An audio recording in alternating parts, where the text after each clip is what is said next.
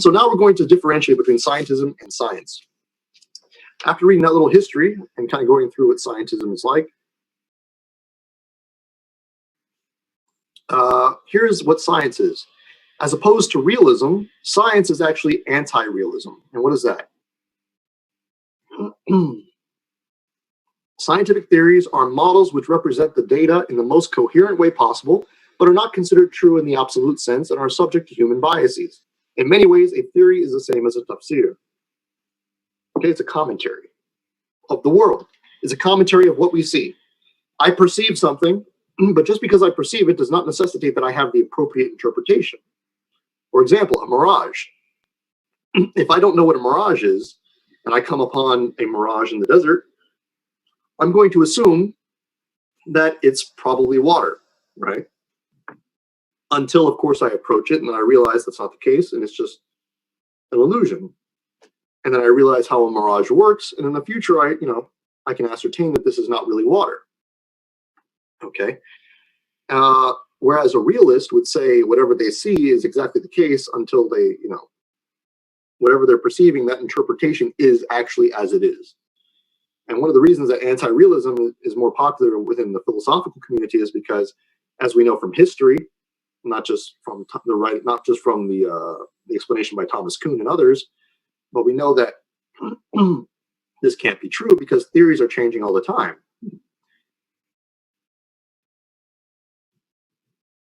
Okay, so a few questions here. Anonymous attendee: if science is just a framework for understanding the world, why cannot flat earthers observe the data and propose a flat earth as a theory? That's a good question.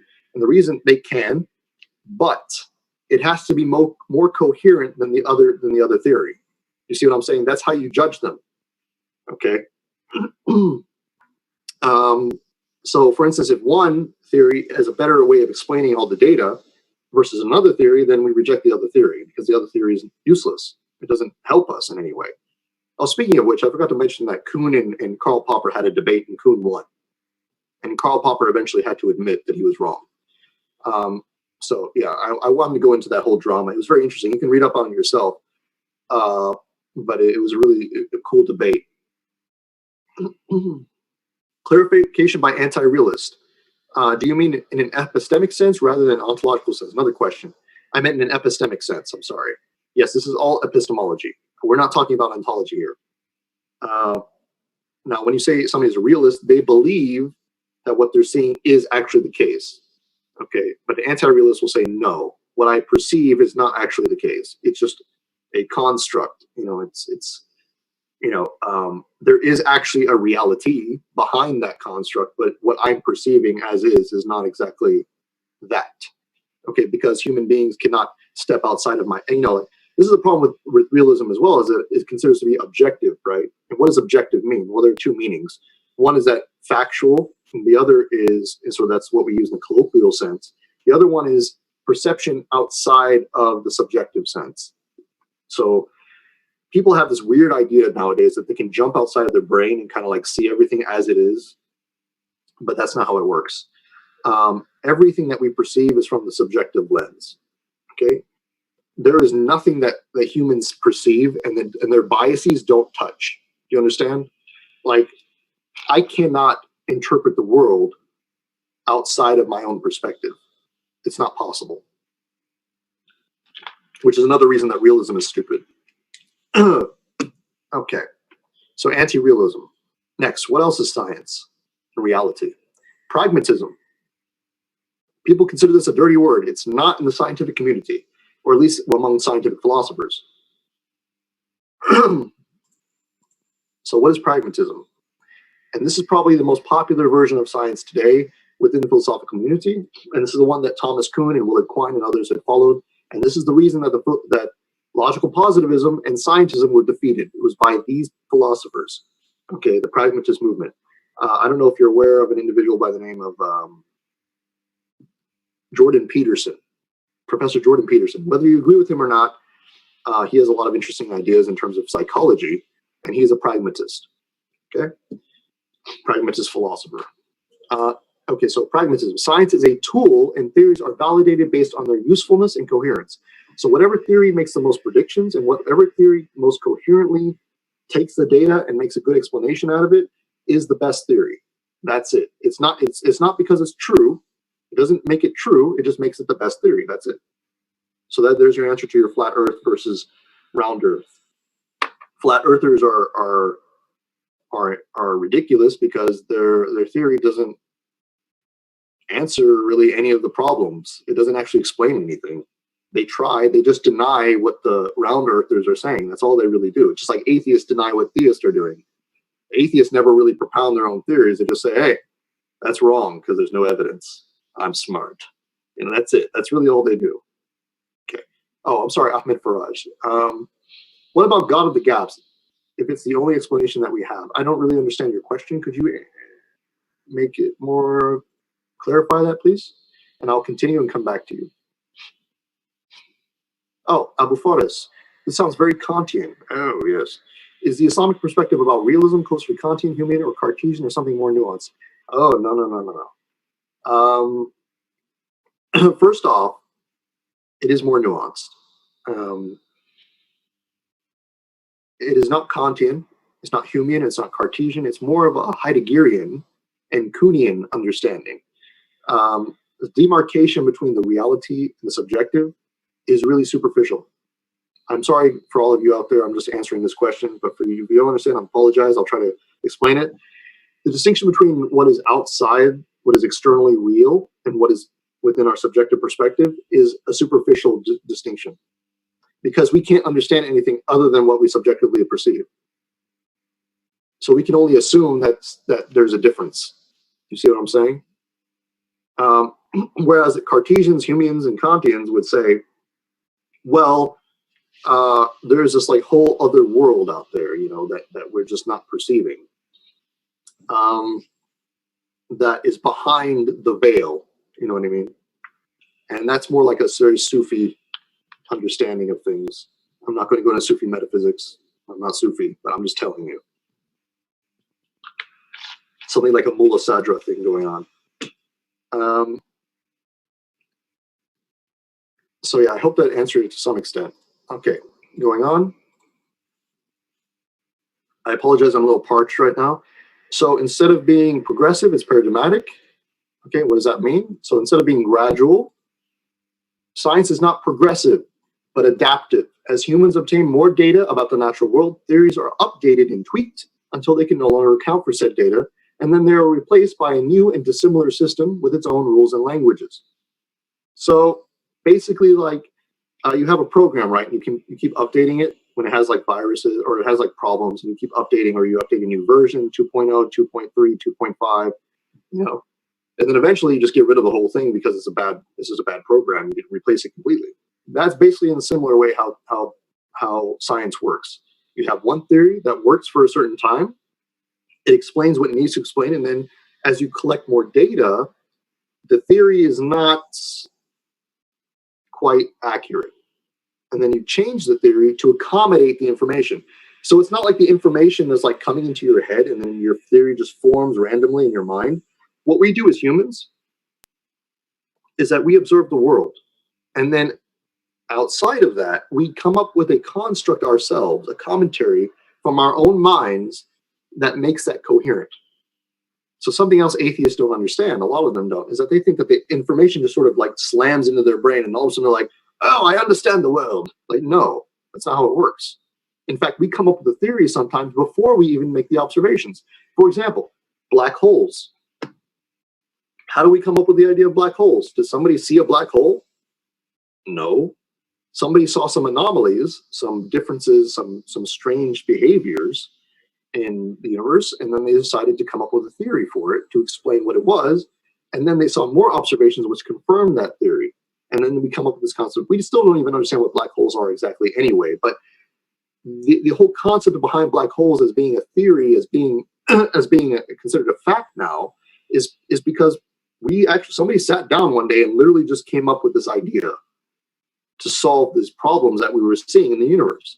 That was it. That's really what black holes are. We've never actually seen them. Evolutionary theory is very similar to that. Yes, Darwin wanted to understand why species were changing and why they had similarities as well. He came up with this theory. And I'm going to be honest with you guys, I don't follow every aspect of it. Like, I don't believe that, our cousins were apes or anything, but most of evolutionary theory is quite sound. It is quite sound. In terms of what we consider to be what? Excuse me. I'm trying to look at micro adaptations, things like this, mutations.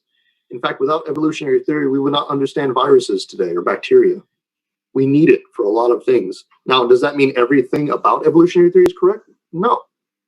It doesn't even have to be. This is another reason that atheists often make these mistakes. They keep going around saying, oh, this is a pure 100% truth fact. It's like, what are you talking about? Have you not read the history of science?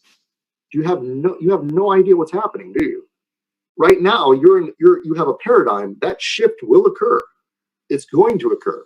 It always occurs. It's just a matter of time.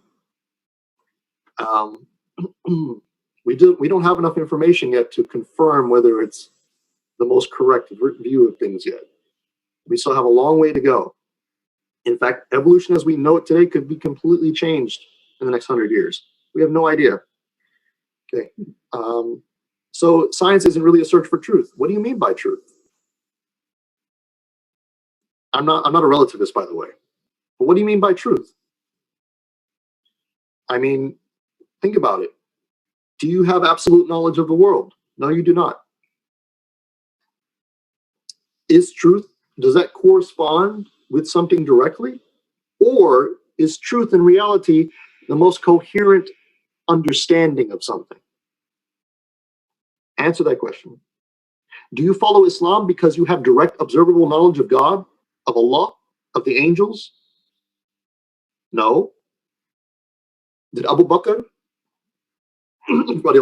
did he, when he was asked about the Prophet sallallahu alaihi wasallam, when he went to the night journey, when he was asked, do you believe this? What was his response? I believe something even more incredible than that. I believe that Allah is sending revelation to him. So Abu Bakr didn't believe it because, oh, I saw it happen. He believed it because it was the most coherent thing for him to believe. Why not? Of course I do. I believe this. Right. So theories can be constructed without observation. Yes, they can, but in a different way.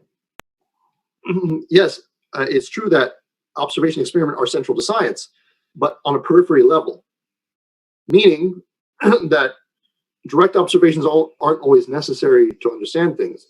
Our minds act as an interpretation machine, like a tafsir. We have to be able to coherently see, like if you look at something, okay, if you look at something you've never seen before, you don't have an interpretation of that, right? Because you don't know what it is. Just because you're looking at it, the thing itself doesn't inform you of what it is. You have to actually think about it, right? If somebody who's lived in a desert for their whole life and never seen an ocean, they can understand it to some degree. It's water, but they're like, whoa, what is this? That's not really a good example. I'm trying to think, or a mirage. A mirage is probably a better example. If first time you've ever seen a mirage, you've never heard of one, do you have any good reason to believe it's not water? Right? I mean, your interpretation is wrong, but you don't have any other means to understand it because you've never seen it before. You don't know how it's created. You don't know how it's formed. Are there holes in evolution theory? You guys really like evolution.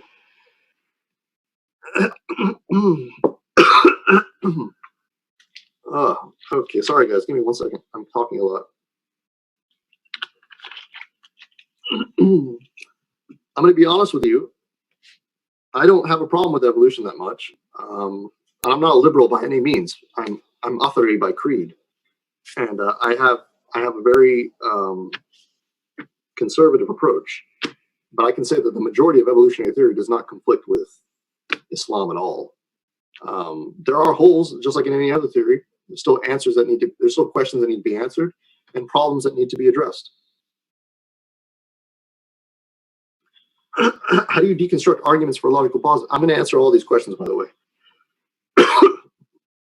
How do you deconstruct arguments for logical positivism? Well, people aren't really logical positivists today. They're mostly scientists. They follow scientism. And the first thing you have to do is you challenge it in the same way you challenge logical positivism. Okay, if science is the only means to know anything, well, how is that statement or that explanation you're making, how is that scientific? What scientific evidence do you have of that? And usually atheists will say, well, they will usually bring some other proof outside of that own verification in order to prove it. They'll say, well, science works. So they might use some pragmatic concerns. Well, it's like, well, okay, but that's not answering the question. Because you just said that science is the only way to know anything. And just because it works doesn't necessitate that you've proven that statement correct. You see what I'm saying? What is the Islamic comprehension of haqq? Haqq is, okay, truth. And I think Ibn Taymiyyah took a very similar position in this sense. It was more about coherence than it is about correspondence. Correspondence requires you to have direct observable knowledge of the subject. And the only people who ever think that way are what I would say are certain classes of Sufis who think they can have that sort of knowledge. I'm not going to comment on whether or not that's true or not, but from my understanding, it is impossible. Please verify with your own scholars, but it's impossible for that sort of knowledge to be had about God or anything else. Direct observable knowledge in that respect. It just doesn't work. You cannot perceive God. You cannot see God's attributes. You cannot experience God's attributes like that, 100%. Okay, it's just not going to happen. So when you say you're on the haqq, what do you mean? It's obviously you don't mean that you understand God 100%, right? Because that's impossible. So it must mean that you have the most coherent understanding of God. That's the only logical conclusion you can reach. Can you please give some references that document using evolution to justify oppression based on skin color and certain cultures? Yes, Muhammad Zia, Assalamu alaikum. There's not direct, I think there are some treatises that were written during the 18th and 19th centuries that, in this respect, especially in French, which have been translated, because French positivism was probably the main factor behind colonialism. French positivism. You look it up, you'll find every atrocity in the name of colonialism in Europe was justified through this means. And by the way, I know this is probably going to make you all very angry, but French positivism was also adopted by the reformed Ottoman Empire, which is why you got the Young Turks.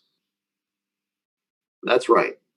All the reforms, the Tanzimat reforms, were based on French positivism, French society. So now you know kind of why we collapsed. That's just a clue.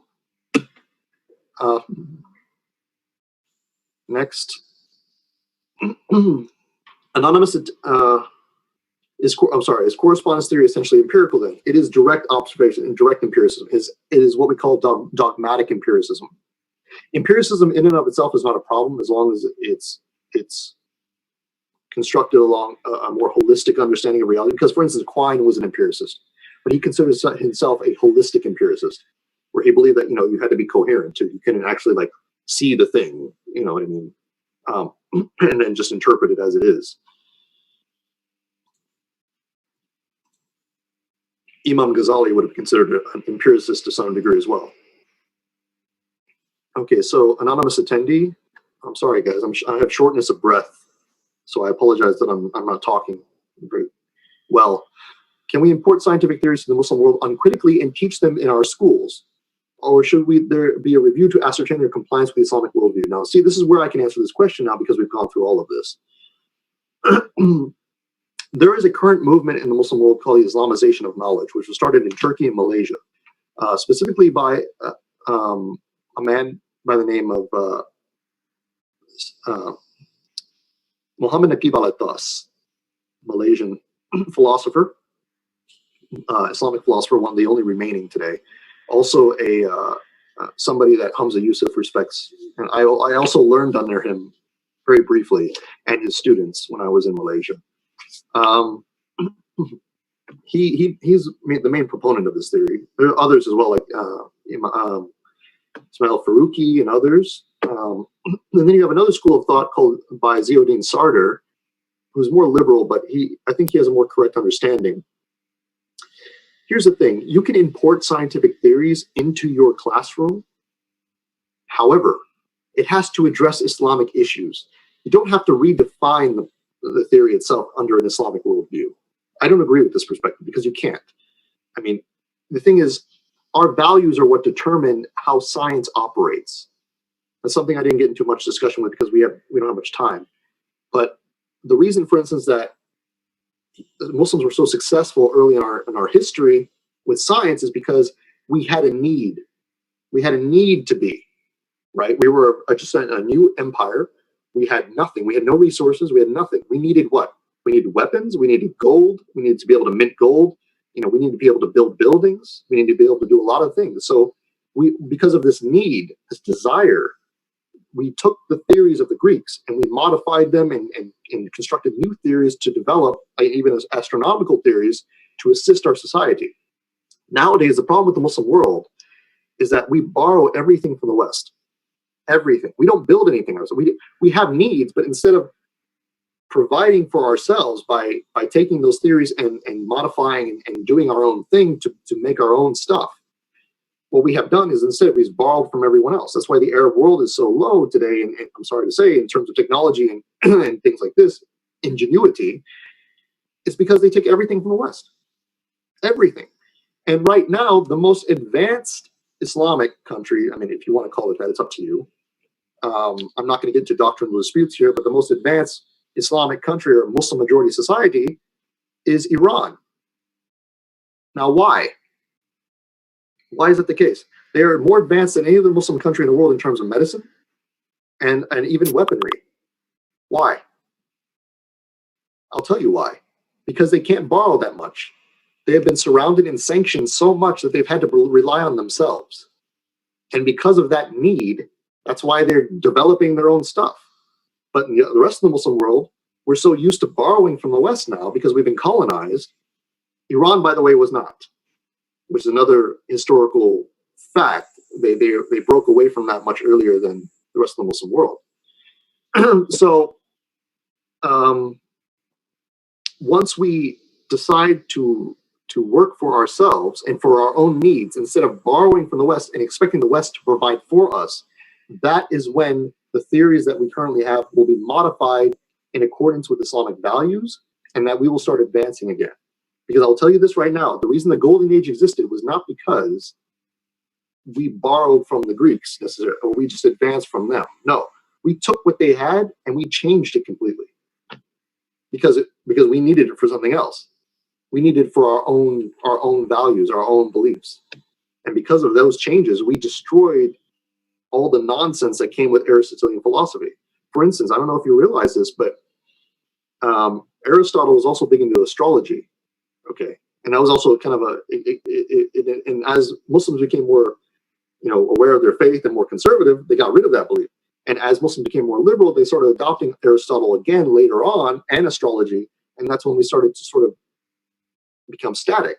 Now that's a whole different subject. Hopefully we'll get into a different module, but I thought that'd be interesting for you. Okay. Is Islam falsifiable? I don't believe Islam is falsifiable because I don't believe in falsifiability. See, Karl Popper came up with falsifiability. He believed that any sort of error that was found in a theory, in and of itself, just there, if you found one anomaly, that means the entire theory needs to be scrapped. So according to his own logic, and Thomas Kuhn debated him, and he said, well, according to your logic, then evolution must be scrapped because it can't be falsified.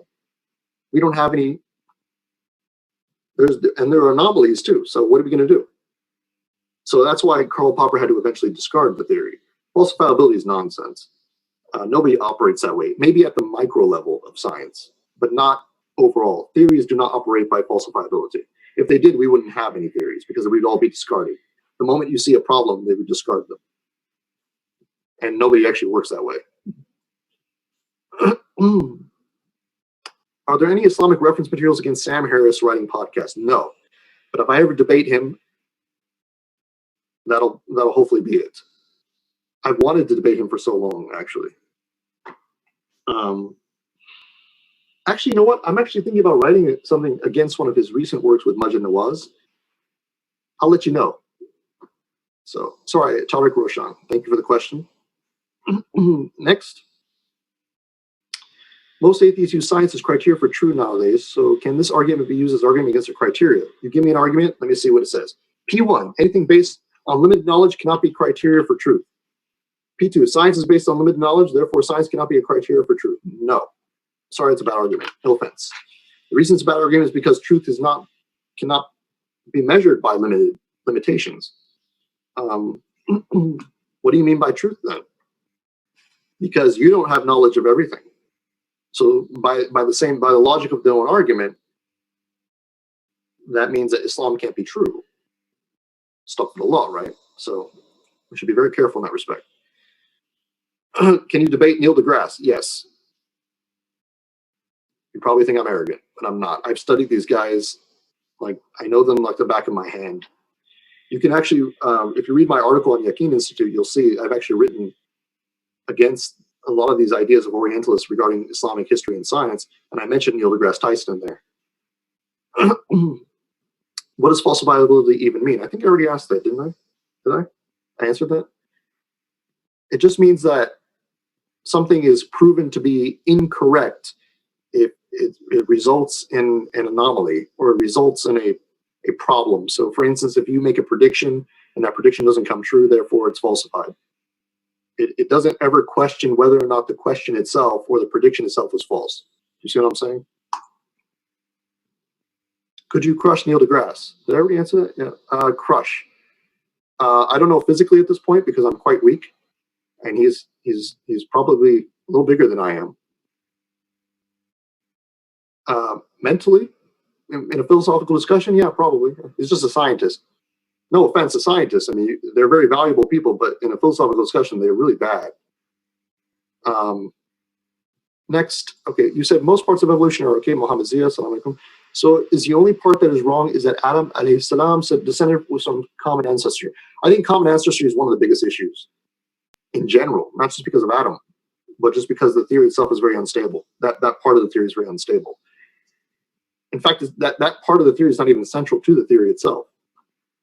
So you don't even need to believe that to believe in evolution. The only reason that scientists like to push it so much is because they want to undermine religion.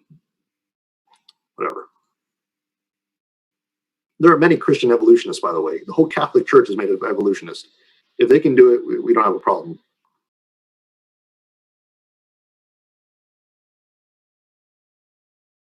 Okay. Assalamu alaikum. Abdul Laman. What I want to say in my first question was that they say no explanation is meaningful unless it's empirically verified, instead of saying no claim statement is meaningless, which is self-refuting. Yes, they say no explanation is meaningful. So how do you refute that? That's that's interesting, right? Because now it's no longer really a statement, right? But then you could also ask, well, how do you make that statement meaningful? And you can kind of dissect it in this way. Like I say, you can ask, well, if the explanation is only meaningful based on science, then why is the statement meaningful? And if they give you a reason why, then ask them why you're not being consistent in that respect. Why is it that the statement is saved, but the explanation is not? See what I'm saying? Why are you using two different criteria here? Okay, are the logical truths themselves a priori because they are analytic? What makes them so? Okay, I hate to say this because I'm going to be opposing some of the other people you've spoken to or you've learned from, but I don't believe logic is a priori. I believe logic is language. That's it. I believe that we can have inclinations. Like I believe, for instance, that the fitra is an inclination towards belief in God. I believe that there's an inclination towards causation, like a perspective. You know what I mean? Like I can see causation, but a belief or a logical formula being innate, that doesn't make any sense. Like if I told you the law of non-contradiction, you don't really understand what that is. I mean, you can perceive it, but if I told you what it was the first time in your life, you wouldn't get what I'm saying. If I showed you the logical formulation of that, you would not understand, right? I'd have to teach it to you. But you are inclined to it. You're inclined to naturally perceive the world as not contradicting itself. You see what I'm saying? So that's why I would not say that logical truths are a priori, because logical laws, logical truths you know what I mean, aren't really, those are things that we write. Those are things that we have expressed through language. If logic is reduced to language, is language a priori then? I don't think language is a priori either. Everyone's like, why? I'm sorry. I ruined your day, I know. I'm out of water. Oh, goodness. It does, trust me, if you guys are freaking out because something's not a priori, don't. There's nothing, something doesn't have to be a priori to be true or to be axiomatic in some respect. Like, like your fitra is not based on whether or not it's a priori. Your fitra is your fitra. It's all you have.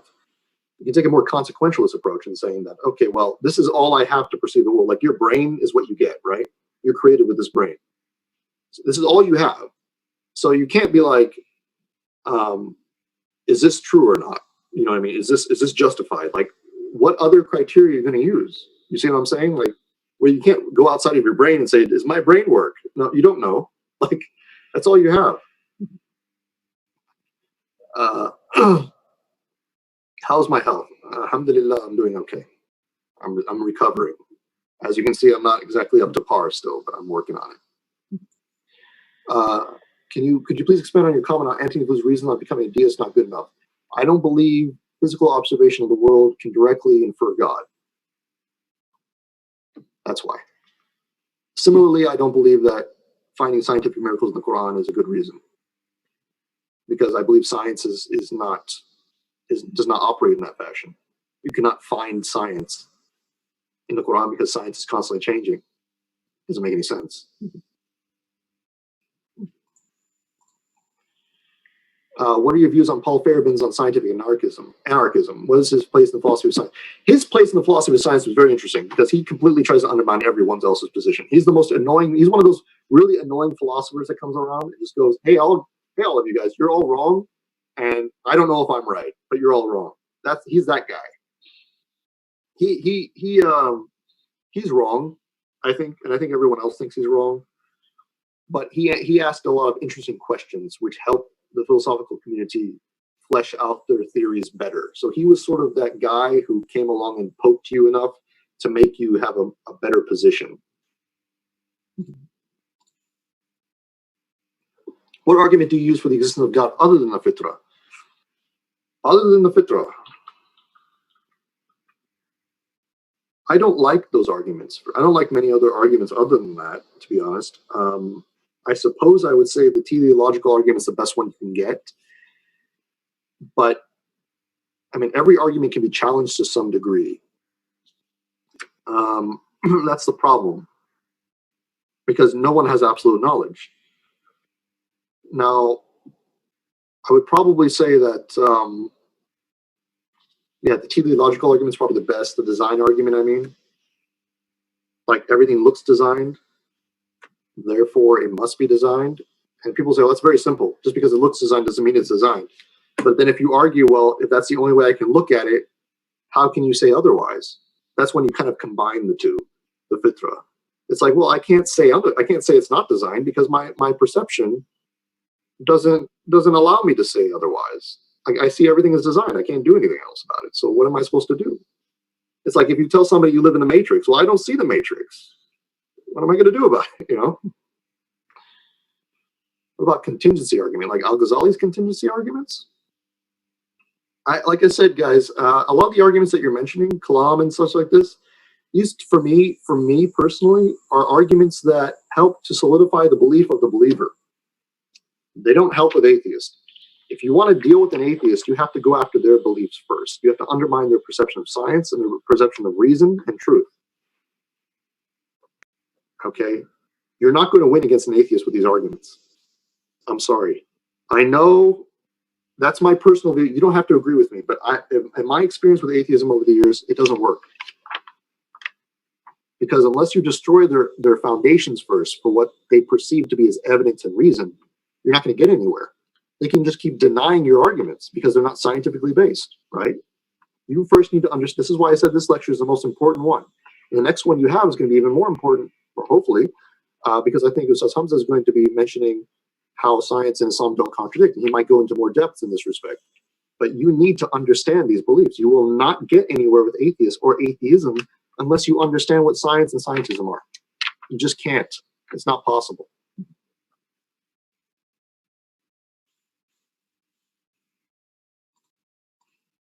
Difference between knowledge and beliefs. It's a good question, and we're going to get into that lecture at a later point in my lecture on is Islam logical. I'm going to be explaining what justification is and warrant are, etc., and what difference between belief and knowledge are.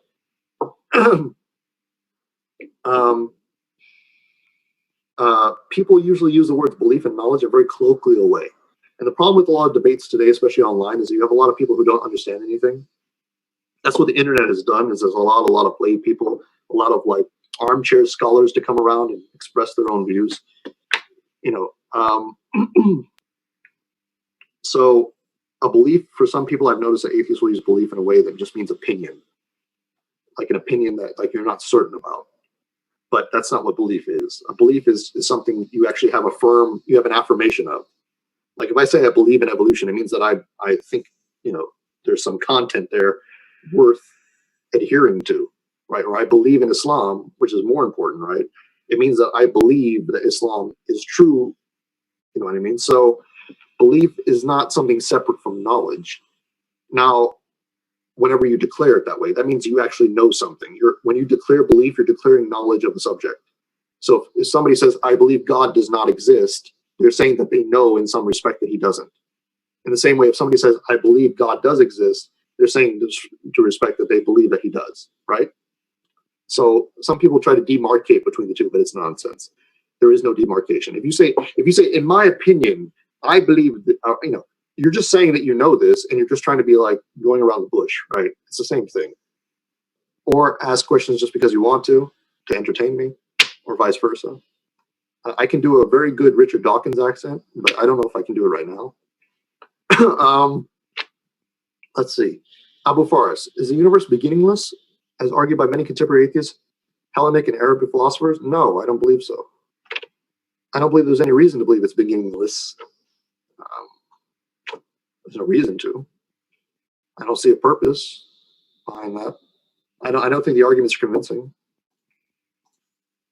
My orange juice is gone.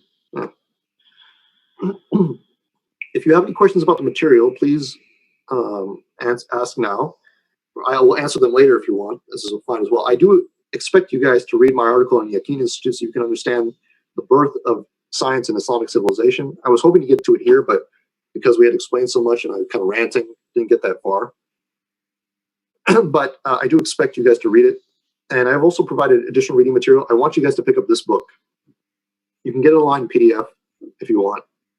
But I prefer to have hardbacks for especially important books like this. The Structure of Scientific Revolutions. This is the 3rd edition. I believe it's the 4th edition now. It's a little bit dry. But if you really want to understand Thomas Kuhn and how revolutionary his beliefs are in terms of science and what he did to change the world, because he did change the world in terms of how science is understood. And maybe not among the normal population, but among scholars, among people who actually, study science, he was the big deal. It's a very short work. It's only a couple hundred, let me see. It's like 200 pages, but big script. Okay. It's kind of dry, but he explains his theory, he explains paradigms, he explains everything. And I think it'll open your eyes a lot more. I'm hoping that this lecture was a good primer for you, that you learned a lot, that you understood some things. I hope you go and find more information about the people that I mentioned, about the ideas that I mentioned. I hope you ask more questions in the future. And I hope that you enjoyed and benefited from this lecture. I apologize there wasn't much Islamic material in here. The problem is that we're focusing on a subject that needs a lot of attention in order for you to ascertain atheist thought. And unfortunately, a lot of Islamic scholars today do not have the tools necessary to do that. So we need to kind of start ascertaining this at a higher level. And I need to really focus on these aspects only. So I apologize for that if you felt a little bit underwhelmed in that respect. But I do consider this the same as I consider any of my other academic lectures. So I do hope that also my lack of health was not a detriment as well. Let's see. I will answer the rest of these questions, and then we can leave it at that. Excuse me. Mohammed Zia. Before this lecture, I thought it was Kant who first rejected pure reason or made pure reason a supplement to empirical science. But this lecture makes it seem like the rejection of pure reason was more of an accumulative effort. It was more of, a discussion between philosophers, starting with Descartes, Hume. Okay, Descartes came first for modern philosophy. Hume responded to Descartes. Kant responded to Hume. Hegel responded to Kant, or fulfilled Kant's, paradigm. Heidegger responded to Hegel. Okay, the analytical philosophers in the West then responded to them. Other analytical philosophers responded to them. Then you get all the way to Kuhn, and then you get Wittgenstein, then you get a bunch of other people. All these philosophical ideas are all responses to each other. That's the funny thing. It's not like they all come out of thin air. Everyone's responding to everyone else. To what degree can the Kuhnian paradigm shifts be applied to religion on non-fundamental issues? A lot. He didn't intend for that to happen, but the Kuhnian concept of paradigm has been applied everywhere since he invented it. Sociology and religion. Another individual by the name of Hans Kung, not Kuhn, but Kung, a Catholic theologian, wrote a number of books using paradigms or Kuhn's thesis in order to understand religious concepts. You don't have to agree with him, but I think it's very fascinating. You should read those if you want. How do we show atheists that they can't justify reason to begin with when they criticize Islam? First, you have to undermine their understanding of science. If you can show that they can't justify the reason through science, then what's the point in doing anything else? They are technically using the reason to justify their scientific understanding. It's just that their scientific understanding doesn't justify their reason. It doesn't work that way. So they're just shooting themselves in the foot. What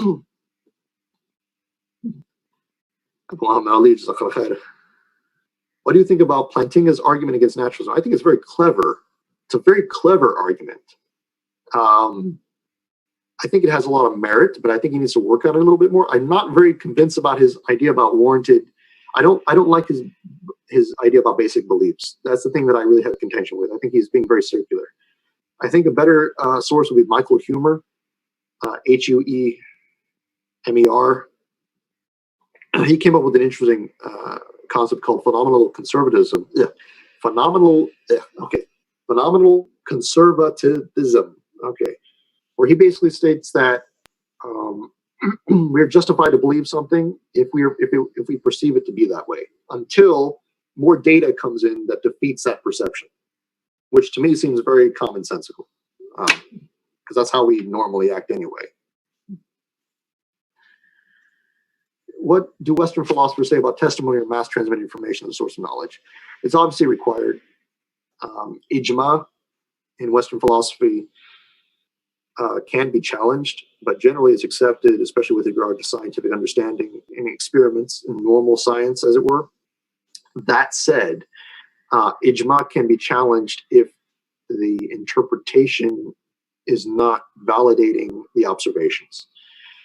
So, for example, if every scientist, if 99% of the scientists in the world subscribe to theory, only because they don't have a better alternative, and their theory is starting to accumulate all these problems, and then a 1% come along and say, hey, we got this new idea, then in that sense they can challenge them. You see what I'm saying?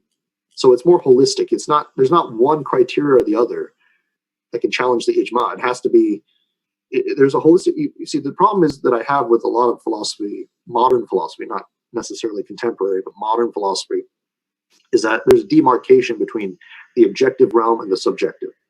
Whereas, in the Islamic tradition, especially, and even in contemporary philosophy, that's not the case. The objective and subjective are not different.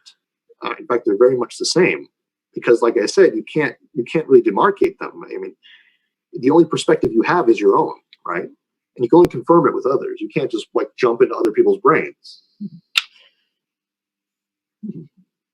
Isn't basic belief similar to fitra? No, it's not.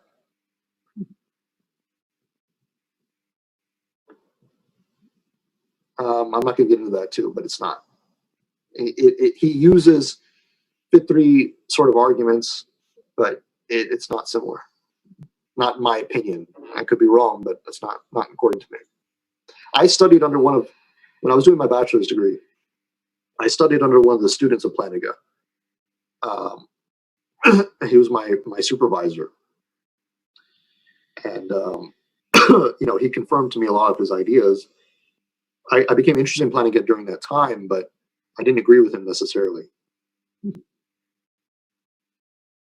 What is the difference between Plantinga's performed epistemology and Fitra argument? Fitra argument deals primarily with natural inclination, whereas Plantinga tries to establish beliefs in such a way that they're sort of like what's the word? It's not necessarily based on intuition. Let me just put it that way. Like Fitra arguments are based on intuitionist beliefs, or the concept of intuitionism, whereas Plantinga is like non-reducible, self-evident ideas, right? Like foundational beliefs. Whereas the Fitra is not a foundational belief. The Fitra is an inclination. It's a state of being. It's a state of perceiving. It's not a belief in and of itself. Do you understand? That's the difference. So Plantinga is like, this is basic beliefs. Fitra, not beliefs. Perception, inclination. Not according to me. Fitra is not, for me, Fitra is an inclination towards belief in God. It's not a belief in and of itself. When you were born as a baby, you do not believe, you don't have a concept of God in your head. If you're a baby, do you understand what, can you comprehend mercy? You can perceive it. You see what I'm saying? Like you can experience it, but you can't tell me what it is as a baby. You don't understand. You don't even understand what a word is, right?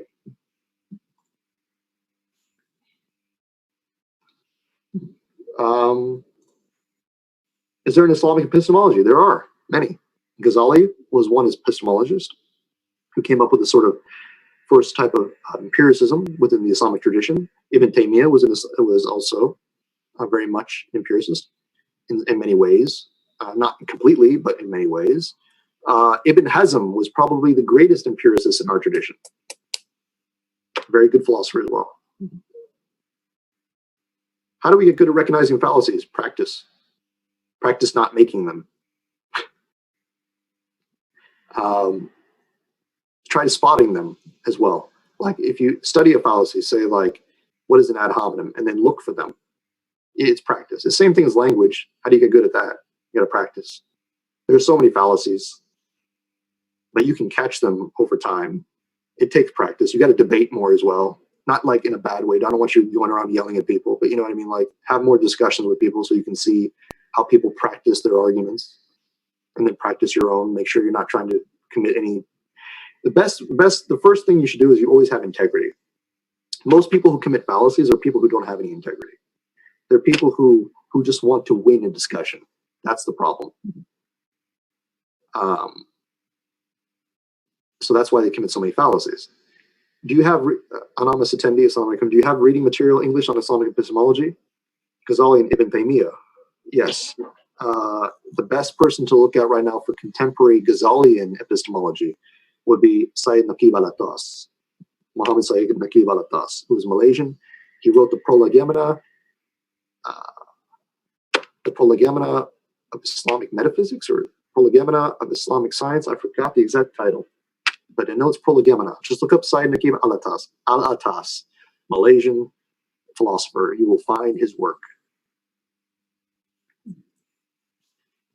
He's very contemporaneous in that sense. In terms of the pragmatist tradition, it would be Ziauddin Sardar, excuse me. He is a pragmatist Islamic philosopher. I don't agree with him, by the way, on all his Islamic beliefs, but his philosophy in terms of science is very good. So once again, thank you again. Jazakallah khair. Assalamu alaikum wa rahmatullahi wa barakatuh.